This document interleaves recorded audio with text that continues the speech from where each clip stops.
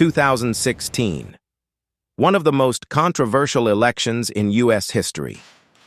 During the campaign, Donald Trump publicly asked Russia to find emails from Hillary Clinton.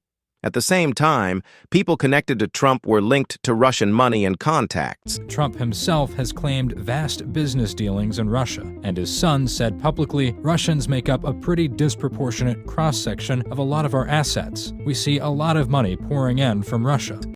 Before the election, a Russian-linked message claimed Trump would win and that their side would help make it happen. Eric Trump responded, quote, "Well, we don't rely on American banks. We have all the funding we need out of Russia. They're really invested in our programs. We just go there all the time." Meanwhile, in St. Petersburg, organized groups ran large networks of fake social media accounts. In November, Sater emailed Cohen, "Michael, buddy, our boy can become president of the USA, and we can engineer it. I will get all of Putin's team to buy in on this." These accounts posted non-stop, pushing political content designed to divide Americans. They targeted race, guns, immigration, identity, and elections.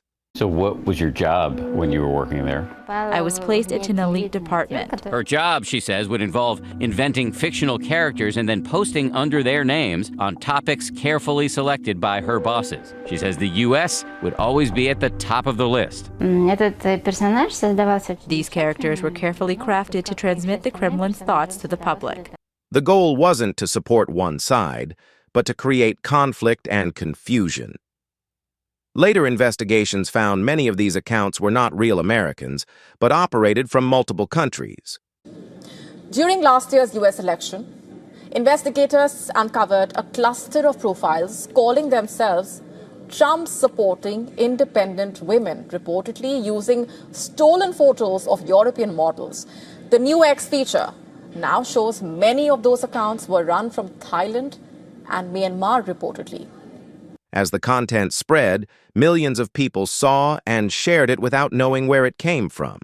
These troll farms can produce such a volume of content with hashtags and topics that it distorts what is normal organic conversation. Facebook told Congress Russian trolls posted 80,000 items from January 2015 to August 2017, reaching more than 20 million in the United States. According to U.S. intelligence assessments, these operations were linked to the Russian government under Vladimir Putin.